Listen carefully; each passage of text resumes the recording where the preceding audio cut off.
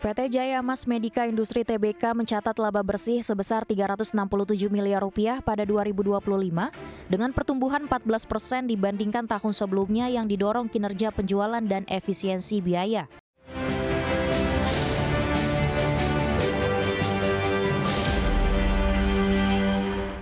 Masih dari emiten, pemirsa, emiten alat kesehatan PT Jaya Mas Medica Industri Tbk mencatatkan kinerja positif di sepanjang tahun 2025 dengan kenaikan laba bersih. Pertumbuhan ini didorong oleh peningkatan penjualan serta efisiensi operasional di tengah dinamika industri kesehatan. PT Jaya Mas Medica Industri Tbk mencatat laba bersih sebesar Rp367 miliar pada 2025 dengan pertumbuhan 14% dibandingkan tahun sebelumnya yang didorong kinerja penjualan dan efisiensi biaya. PT Jaya Mas Medica Industri Tbk membukukan penjualan bersih sebesar Rp2,06 triliun pada 2025 dengan pertumbuhan sekitar 9% secara tahunan. Peningkatan ini menjadi penopang utama kinerja keuangan perusahaan. PT Jaya Mas Medica Industri Tbk mencatat laba bruto sebesar Rp717 miliar dengan peningkatan margin menjadi sekitar 35% seiring perbaikan bauran produk. Kondisi ini menunjukkan efisiensi produksi yang lebih baik. PT Jaya Mas Medica Industri Tbk mengandalkan segmen produk medis sekali pakai dan habis pakai sebagai kontributor terbesar dengan porsi hampir 49% dari total pendapatan. Segmen ini menjadi penopang utama pertumbuhan perusahaan. PT Jaya Mas Medica Industri Tbk mencatat segmen bioteknologi dan laboratorium sebagai pertumbuhan tertinggi hingga 30%, didorong peningkatan permintaan dan ekspansi produk. Segmen ini menjadi motor pertumbuhan baru. PT Jaya Mas Medica Industri Tbk meningkatkan efisiensi biaya produksi dan mengarahkan bauran produk ke segmen dengan margin lebih tinggi untuk meningkatkan profitabilitas. Strategi ini mendukung kinerja laba perusahaan. PT Jaya Mas Medica Industri Tbk menargetkan pendapatan sekitar Rp2,3 triliun pada 2026 dengan pertumbuhan 10 hingga 15% melalui penguatan distribusi dan ekspansi pasar ekspor.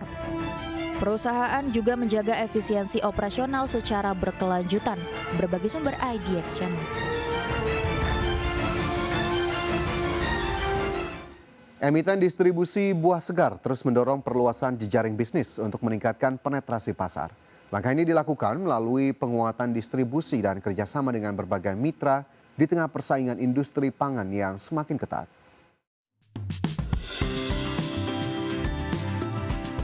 Perusahaan buah segar memperluas jaringan distribusi ke berbagai wilayah di Indonesia untuk meningkatkan akses pasar dan menjangkau konsumen lebih luas. Langkah ini menjadi bagian dari strategis pertumbuhan bisnis di sektor pangan segar. Perusahaan menjalin kerjasama dengan berbagai mitra bisnis seperti retail modern dan distributor lokal untuk memperkuat rantai pasok dan penyerapan produk. Kolaborasi ini membantu meningkatkan efisiensi distribusi dan volume penjualan. Perusahaan menerapkan strategi ekspansi pasar nasional dengan menambah titik distribusi dan memperluas jangkauan logistik untuk meningkatkan penetrasi produk. Strategi ini diharapkan mampu mendorong pertumbuhan pendapatan secara berkelanjutan. Perusahaan meningkatkan kapasitas distribusi untuk memenuhi permintaan buah segar yang terus tumbuh di pasar domestik. Permintaan ini didorong oleh meningkatnya kesadaran masyarakat terhadap konsumsi produk sehat. Perusahaan memanfaatkan jaringan bisnis untuk membuka peluang kolaborasi dan akses pasar baru melalui hubungan dengan berbagai pemangku kepentingan. Jaringan yang kuat dinilai dapat mendorong pertumbuhan dan inovasi bisnis. Perusahaan mengoptimalkan sistem distribusi dan logistik untuk menjaga kualitas produk dan menekan biaya operasional dalam proses penyaluran barang. Efisiensi ini menjadi kunci dalam menjaga daya saing di industri pangan. Perusahaan memperkuat posisi di industri pangan dengan memperluas jaringan bisnis dan meningkatkan skala operasi secara nasional. Langkah ini menjadi bagian dari upaya mencapai pertumbuhan jangka panjang. Berbagai sumber, IDX Channel. Selanjutnya, pemirsa, emiten tekstil dan garmen PT Trisula Textile Industries Tbk atau emiten berkode saham BELL terus mendorong pertumbuhan bisnis melalui penguatan segmen retail dan korporat.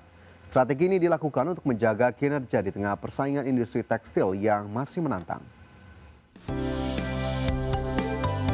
PT Trisula Textile Industries Tbk menjalankan strategi bisnis dengan memfokuskan pengembangan pada segmen retail dan korporat untuk meningkatkan penjualan dan memperluas pasar. Perusahaan memanfaatkan kekuatan produk fashion dan seragam dalam dua segmen tersebut. PT Trisula Textile Industries Tbk mengandalkan merek seperti Job and Jack Nicholas dalam segmen retail untuk menarik minat konsumen di pasar fashion pria. Strategi ini dilakukan untuk meningkatkan penetrasi pasar dan daya saing produk. PT Trisula Textile Industries Tbk mengembangkan segmen corporate melalui penyediaan seragam dan kebutuhan tekstil untuk perusahaan dan institusi. Permintaan dari sektor bisnis menjadi salah satu penopang pendapatan perusahaan. PT Trisula Textile Industries Tbk menerapkan model bisnis terintegrasi dari produksi kain hingga pakaian jadi untuk menjaga efisiensi dan kualitas produk. Sistem ini memungkinkan perusahaan melayani pasar B2B dan B2C secara bersamaan. PT Trisula Textile Industries Tbk menargetkan pertumbuhan bisnis sekitar 8% pada 2026 dengan didukung ekspansi dan peningkatan permintaan pasar. Perusahaan juga menyiapkan belanja modal untuk mendukung pengembangan usaha. PT Trisula Textile Industries Tbk menghadapi persaingan ketat dan tekanan di industri tekstil global dengan melakukan inovasi dan efisiensi operasional. Langkah ini dilakukan untuk menjaga daya saing dan kinerja perusahaan. PT Trisula Textile Industries Tbk memperluas jaringan distribusi dan kemitraan bisnis untuk meningkatkan akses pasar dan penjualan produk secara nasional. Langkah ini menjadi bagian dari strategis pertumbuhan berkelanjutan. Berbagai sumber, IDEX Channel. Emiten infrastruktur PT Waskita Beton Precast Tbk mencatat pendapatan usaha sebesar 1,57 triliun rupiah di sepanjang tahun 2025. Perusahaan terus mendorong efisiensi dan optimalisasi bisnis untuk menjaga kinerja di tengah tantangan industri konstruksi. PT Waskita Beton Precast Tbk membukukan pendapatan usaha sebesar 1,57 triliun rupiah pada 2025 yang didukung kontribusi dari 3 segmen utama yaitu beton precast, ready mix, dan jasa konstruksi. Kinerja ini menjadi dasar perusahaan dalam menjaga operasional di tengah tekanan industri. PT Waskita Beton Precast Tbk mencatat segmen beton precast sebagai kontributor terbesar dengan nilai 740,43 miliar rupiah atau sekitar 47,2% dari total pendapatan. Segmen ini menjadi penopang utama bisnis perusahaan. PT Waskita Beton Precast Tbk menghasilkan pendapatan dari berbagai proyek infrastruktur seperti Jalan Tol Palembang, Betung, Ciawi, Sukabumi, dan Serang Panimbang. Proyek ini menjadi sumber utama pendapatan perusahaan sepanjang 2025. PT Waskita Beton Precast Tbk mencatat laba kotor sebesar 274,47 miliar rupiah dengan margin laba kotor 17,5% sebagai hasil dari penerapan efisiensi operasional. Capaian ini menunjukkan perbaikan kinerja perusahaan. PT Waskita Beton Precast Tbk menurunkan biaya penjualan hingga 27,78% dan biaya umum serta administrasi 19,66% pada 2025 untuk meningkatkan efisiensi.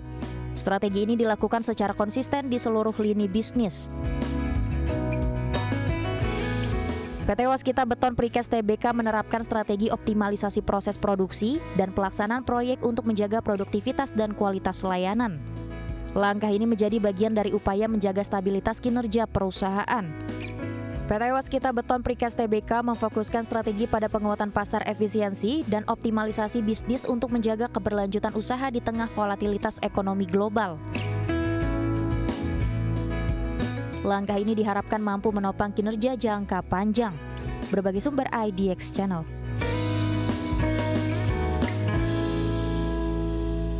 Pemerintah memastikan harga bahan bakar minyak bersubsidi tidak akan naik dalam waktu dekat, meski harga minyak dunia terus meningkat.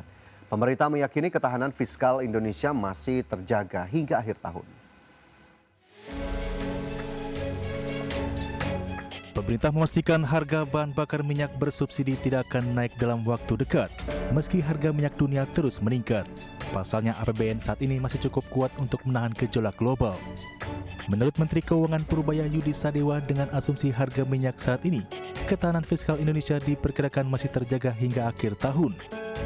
Pemerintah bahkan telah melakukan berbagai simulasi resiko lonjakan harga energi, termasuk skenario harga minyak naik hingga $97 per barel dari asumsi APBN $70 per barel.